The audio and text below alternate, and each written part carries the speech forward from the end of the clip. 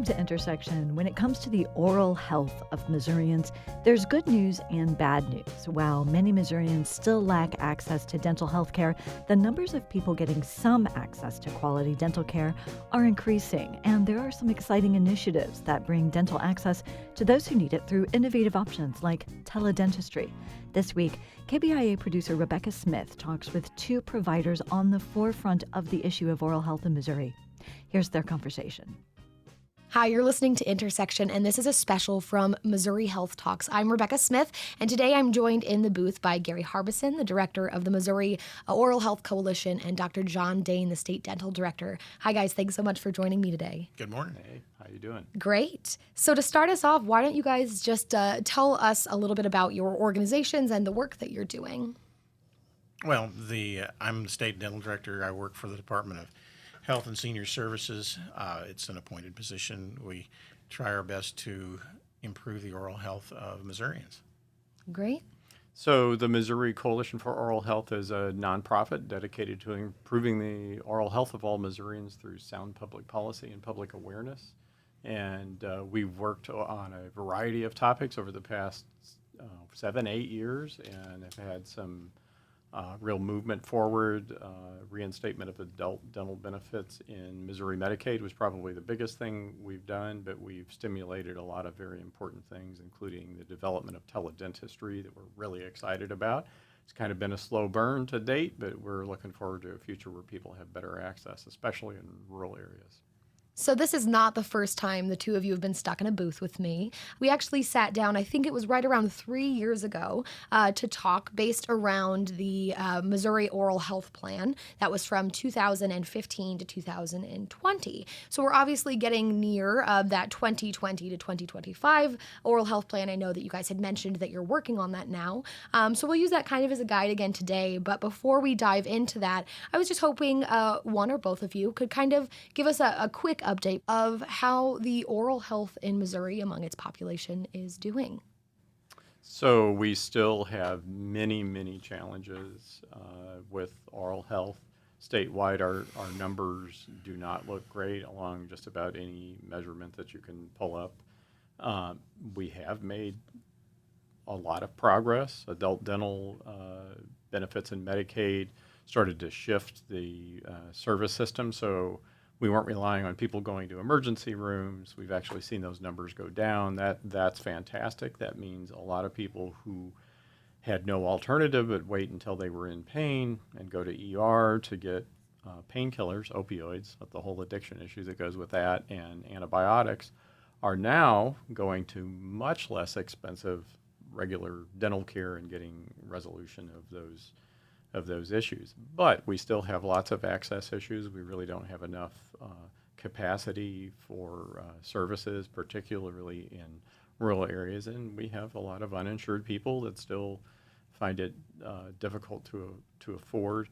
And we have the overall issue, like everywhere in the country, a lot of people who are not currently having dental pain or real clear dental issues tend to think about dental as sort of this extra thing. I'll just worry about that later. And of course, that is not the way to manage it. Oral health is integral to overall health. And if you let it go, you're going to have a chance over time of also having your physical health deteriorate. So we still have lots and lots of challenges, but we've made progress. One of the things that we've done recently is we've redone a survey of all the third graders across the state of Missouri. It was done in a randomized fashion, which means we can compare our data in Missouri to other states that have done similar projects. The last one that was completed here in Missouri was 2010, which is a big gap. And the changes that we've experienced since then is probably not going to be relevant. But I can tell you some of the things that we did find in our survey. And this was just completed a couple weeks ago. Just finished. We got our initial data run on it, and so this is our first data brief. So you're getting it hot off the press. So 1 of 2/3 of the third 1 of 2 third grade kids in the state of Missouri have history of tooth decay, so that's 55% of those kids. That's high, but we're better than the United States. The average across the United States is 62%, so it's one positive thing that we can point to. More than a quarter of Missouri's third grade children, 29%, have untreated tooth decay, and that's 5 percentage points higher. The national average is 22%.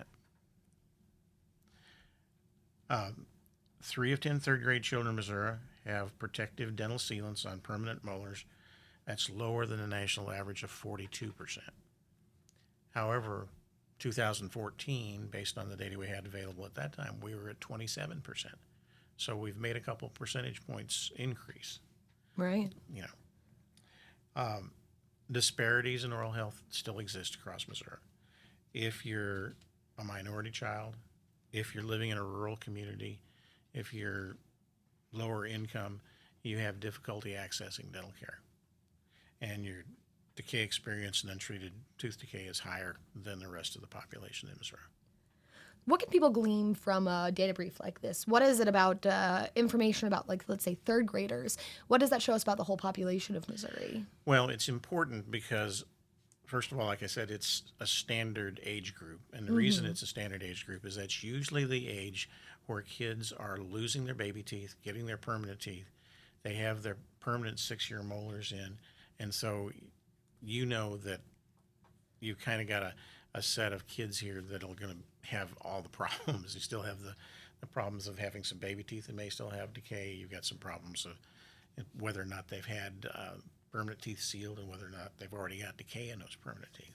Okay. And so kind of almost a predictor of adult issues that they could still continue to have. You know, the data gives us perspective, and I think the data tells us a story. It tells us we've made some progress, but we've got lots and lots of things to do. And that story about adults having problems that were kids that didn't get the services they need, I mean, that's very important. And I think that sort of information invites us to think a little bit more long term. What do we want to do as a state? What kind of legacy do we want to have? Do we want to have a legacy where we know all these kids are going to come up and grow into adults with lots and lots of oral health problems? I believe, and we believe as a coalition, that we can do better than that, and we should do better than that. You know, state pride. Let's think about that a little bit and get ramped up and make sure these kids get what they need and they go into adulthood with a good chance of having good oral health and good overall health.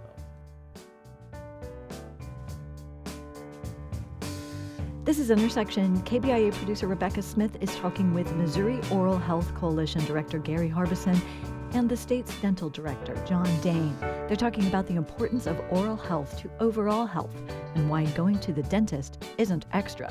You can see more on this conversation at kbia.org. We're going to be looking at 2 other groups. Basic screening survey on persons with disability. That'll probably be a 3-year project because just getting these individuals into a location or situation where you can do a screening is a little more difficult than capturing third graders. And then we're starting our older adult screening survey. We're just in the beginnings of that. There's a lot of planning and preparation to do that, and we'll be surveying nursing home residents and older adults at congregate meal sites that they go to that are run by the area associations on aging. Interesting. Now, to revisit something you mentioned in this data brief about the sealants, how we are lower than the national average on childhood sealants. I know that we had a sealant grant, I believe it was, that we had out, and I was wondering if you could kind of give us an update on how that went, because is it getting near completion now? Right. The Delta Dental of Missouri funded a 3-year project with us. We just finished up our final report because it ended the 1st of August. And just in summary, we did about 32,000 dental sealants over the period of the 3 years. 14,000 plus kids were seen and got dental sealants. And based on what Delta Dental pays for a single surface restoration, we saved them approximately $3.5 million. Wow, that's quite a significant amount of money. What does that show you? I mean, what is kind of, are there legislative goals of how to use this data or? Well, as far as the sealant project is concerned, there's not really any legislative goals there. But the four contractors that we had, two were county health departments, one was a nonprofit hospital in Kansas City, another was a health center in Springfield. They didn't have difficulties finding kids that met the criteria that needed sealants. So while we've done all this, we've had an impact on it. We could go back next year and do the same because as kids come through the system, they're still not getting sealants.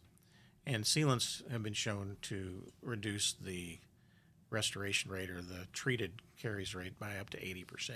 Yeah. And so that means less issues with cavities in the future for that kid, more likely to maintain dental health in adulthood. And also, for the child, they're not going to run into that pain that goes with having cavities. And we know that kids go to school, if they're having pain, they're not paying attention like the rest of us do when we have dental pain. So basically, overall quality of life improvement Sure. from something simple and I believe relatively inexpensive compared to like restoration of a tooth. Even at full fee at a dental office, a sealant will cost you about $40 if you're paying for it out of pocket. But a single surface restoration can cost you $150. Well, I want to transition to something that's been a big impact in Missouri over the last couple of years. I know we've talked about this a couple of times already. Dr. Dane and Gary, you mentioned this a little earlier, but that's our adult dental Medicaid benefit. So to start us off, I was wondering if you could kind of give us a refresher as to before January 2016, what was the status of Medicaid benefits for adult dental care? Medicaid did not cover adults for dental services, with the exception of folks in a nursing home, blind, or pregnant. They had limited benefits then for people who had trauma and might be on chemotherapy, but that was only a very small percentage of the adult population out there. And what was the consequence of that for the state? Well, we had individuals who were in pain. They knew if they had Medicaid, if they showed up at the emergency room, the folks in the emergency room had to do something for them. Emergency rooms did not and still don't have dentists working in emergency rooms. And so the physician would evaluate the patient in pain, make sure that they don't have some systemic problem, give them a prescription for antibiotics and pain medication, and tell them to call their dentist in the morning.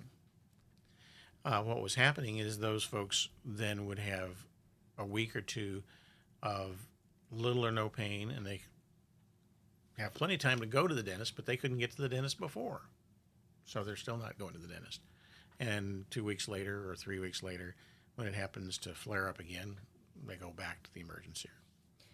So that obviously adds to costs, right? Sure. You mentioned EDs. Emergency departments aren't necessarily capable of really dealing with oral health pain. And so I know it was a legislative effort of both of yours to get through this adult Medicaid benefit. I believe it was back in 2016 that it went into effect. That's right. Yeah, actually, the Missouri legislature listened to this very quickly. They saw the pretty heavy use of emergency rooms for untreated dental conditions as kind of the canary in the coal mine, indicating an inefficient healthcare system, and very much were interested in doing something about that. And it was put back in, made effective in May of 2016, retroactive to January. And so, I mean, kudos to the Missouri legislature for making a policy change. And because we have Dr. Dane in his position, this is where data becomes very important. We can actually see the impact of that. We can see that ER usage has dropped way off. We can see that opioid prescriptions are also going down because people getting opioid medications at ERs for dental pain and coming back, that's a bad thing, and it contributed to opioid addiction in the state, which we all know is a huge problem. So we have worked with the folks at MoHealthNet to look at the Medicaid claims data for ER usage, and we use the diagnoses for non-traumatic dental appointments, and it's a Which means no broken teeth, no. no bleeding, Okay. no fractured jaws. It's just there's a multiple of about 60 different codes that it could be, and we search all of them. What we can show you is that in January of 2015, that level versus January of 2019, the Medicaid claims data shows a 47% drop. And I can't emphasize how unusual it is to know that quickly that a policy change had an impact like that, and how unusual it is that a policy change, especially one involving money, clearly had a positive impact on the healthcare system. It's a tremendous success to hear those numbers. You're listening to a conversation on oral health and access to good dental health care in Missouri with Gary Harbison. He's the director of the Missouri Oral Health Coalition, and State Dental Director John Dane. They joined KBIA producer Rebecca Smith in our studios for this edition of Intersection. Now, back to the conversation. So if you're just joining us, this is Rebecca Smith from Missouri Health Talks doing a special intersection today on the current status and the future of Missouri oral health care. I'm sitting in the booth with Dr. John Dane, the state dental director, and Gary Harbison, the director of the Missouri Oral Health Coalition. Once again, guys, thanks so much for joining me today.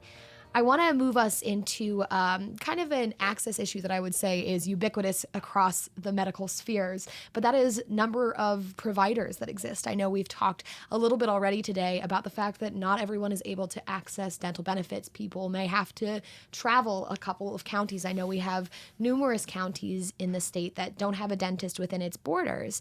And so I was wondering if you guys could kind of give us an overview of what access to oral health care, to dentists and qualified care looks like, and what are some of your policy positions or things you're working on at the moment to try and remedy that lack of access? Sure. Well, Dr. Dane probably has more to say about this, but we are, most of our counties in Missouri are designated as dental professional shortage areas.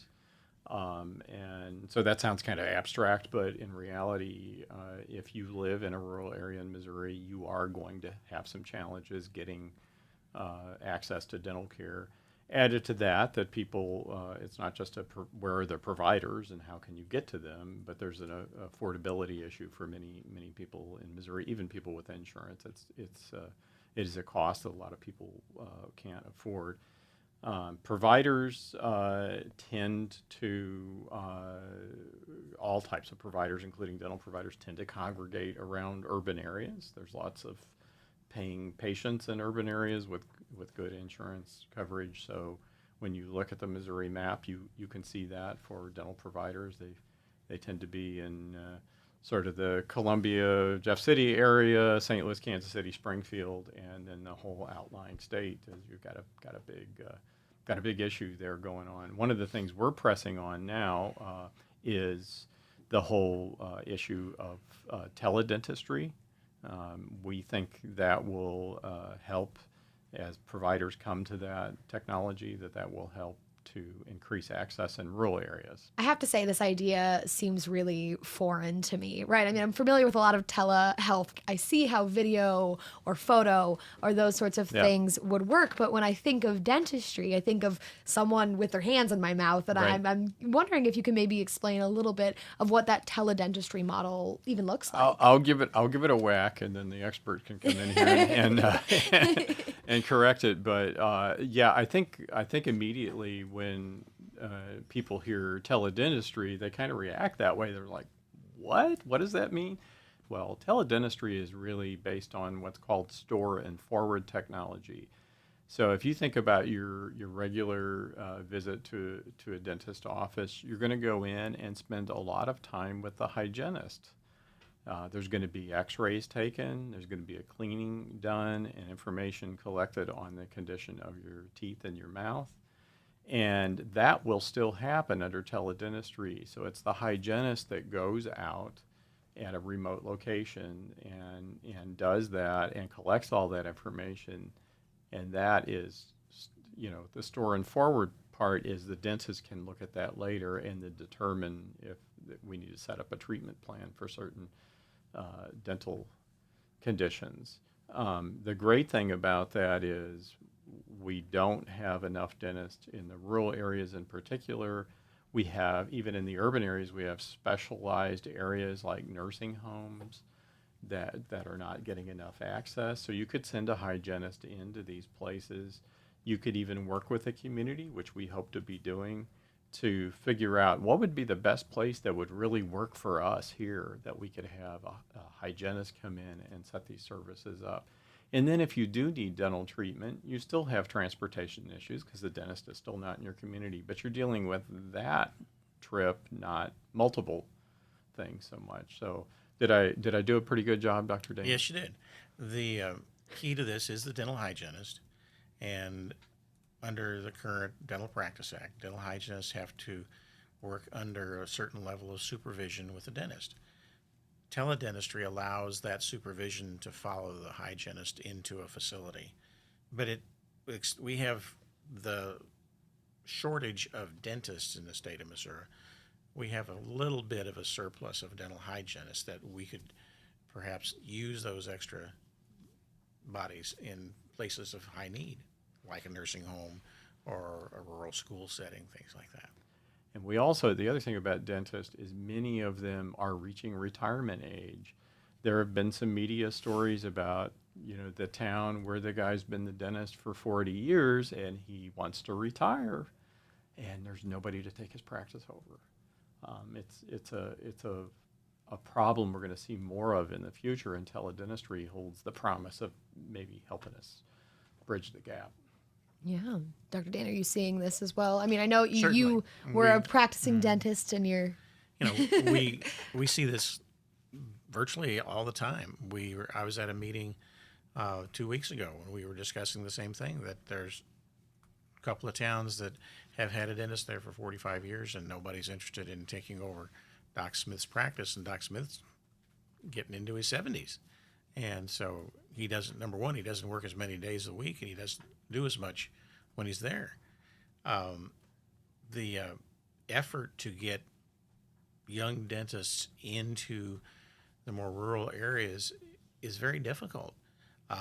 If you're graduating from dental school today, you may have as much as $250,000 to $300,000 worth of student loan debt, and paying that off is your number one job. You can't get a big mortgage for a house because you've got this debt. Buying a dental office and setting up a practice, which again will run you another $300,000, most banks aren't going to be willing to do that. It's problematic. And so we don't have many locations in rural areas that are set up for young dentists to go in there.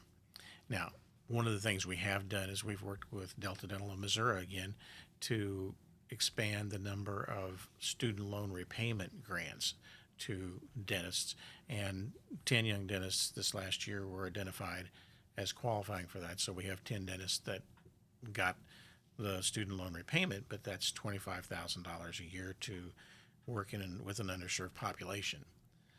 So that's a dent, but it's certainly not solving the problem. There are hopefully more than 10 young dentists coming into the world of dentistry in Missouri if we're seeing large numbers of people getting ready to retire. And that's one of the things that's also improved. The UMKC School of Dentistry has expanded their class size. The Missouri School of Oral Health is also graduating 50.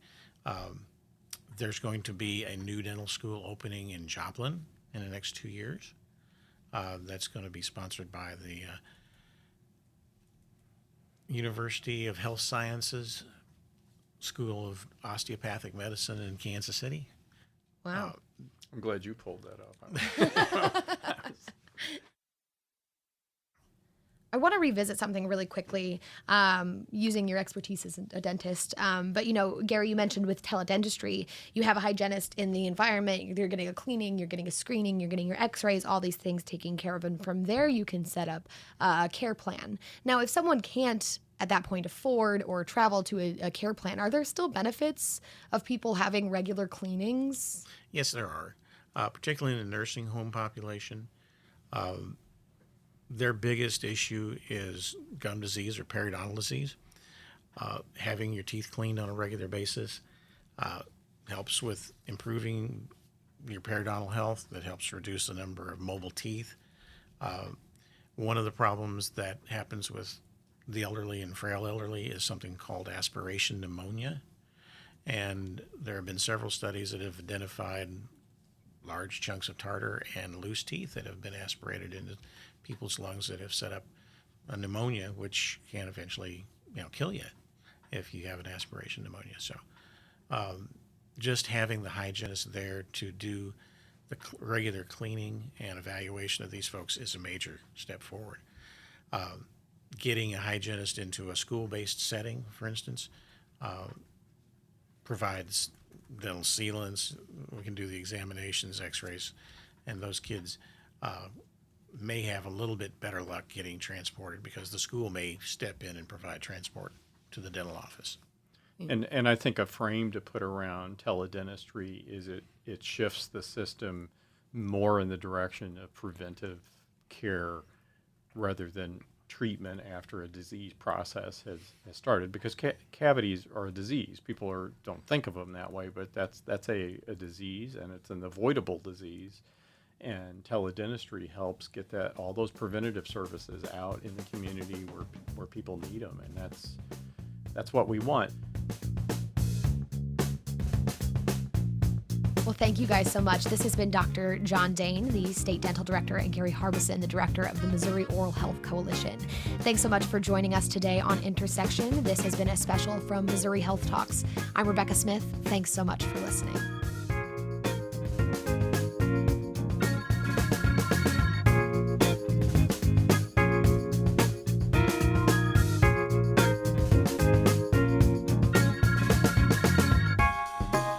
That was KBIA's Rebecca Smith talking with Missouri State Dental Director John Dane and Gary Harbison, Director of the Missouri Oral Health Coalition. That's it for Intersection this week. Intersection producers are Sydney Steele, Bill Finn, and Olivia Love, and special thanks to Rebecca Smith for producing this conversation.